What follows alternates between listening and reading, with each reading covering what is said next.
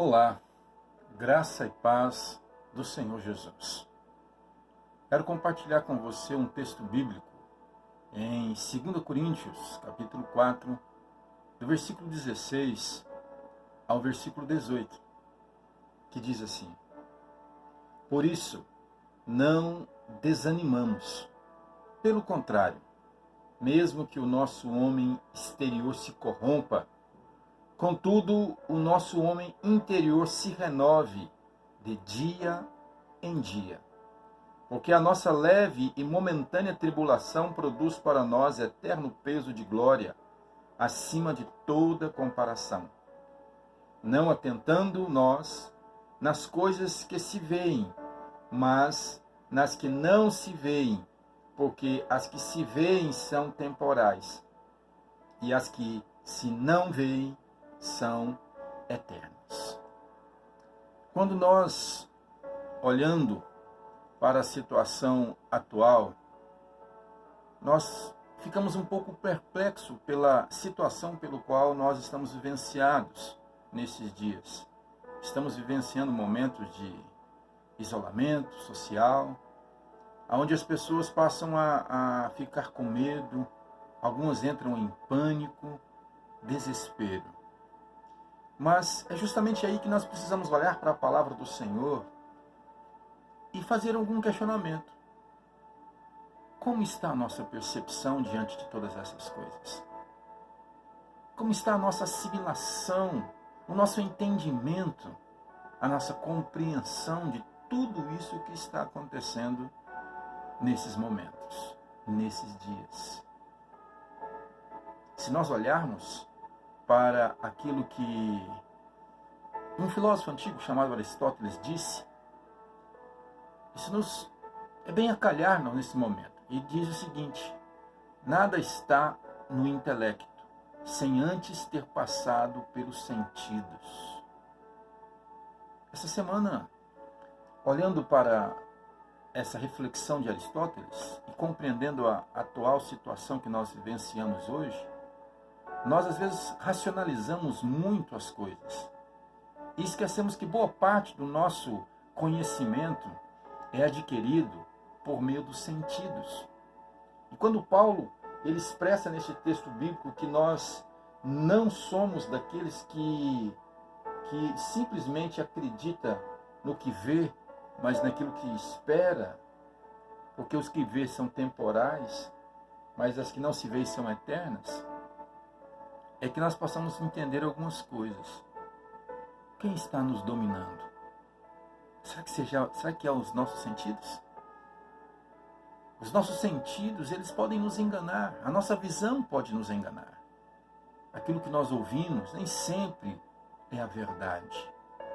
E por isso precisamos ponderar todas as coisas com sabedoria e avaliar para não entrarmos em pânico, para não entrarmos em desespero e percebermos quando somos dominados pela nossa percepção, quando somos dominados pelos nossos sentidos, nós deixamos as circunstâncias causar medo e pânico nas nossas vidas.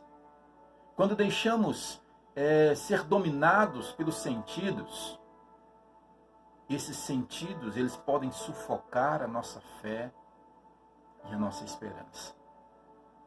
O livro de Hebreus, capítulo 11, versos 1, diz que a fé é o firme fundamento daquilo que nós não vemos, mas esperamos.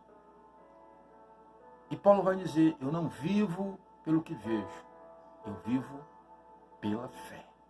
E nesses momentos de crise, de pandemia, nós precisamos exercitar a nossa fé, colocá-la em prática, porque quando somos dominados pelos nossos sentidos, nós não permitimos sermos identificados com Cristo.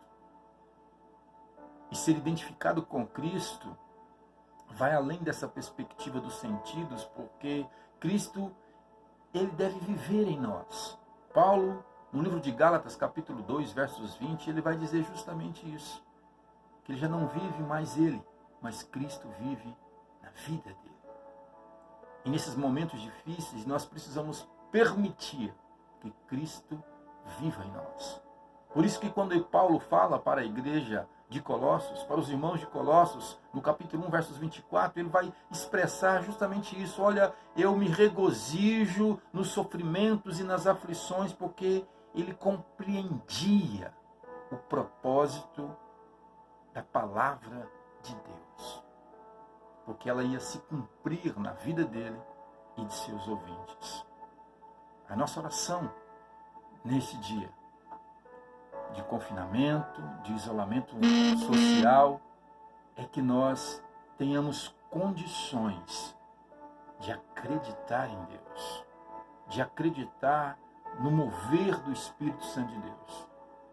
Deus está no controle de todas as coisas.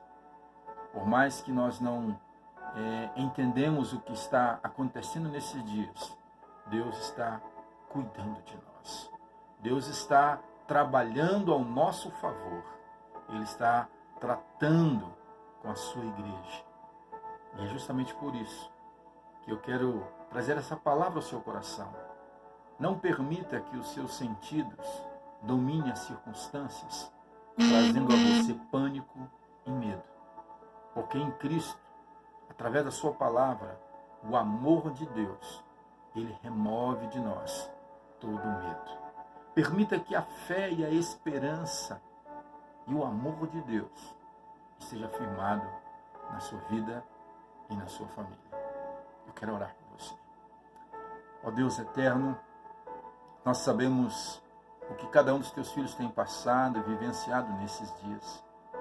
E nós queremos nesta hora orar para que o Senhor fortaleça os teus filhos, dando a eles, ó Deus, discernimento, para que eles possam superar esses momentos difíceis, ó Deus, de incerteza, de insegurança, mas que o Senhor possa ser a segurança, a esperança de cada um deles.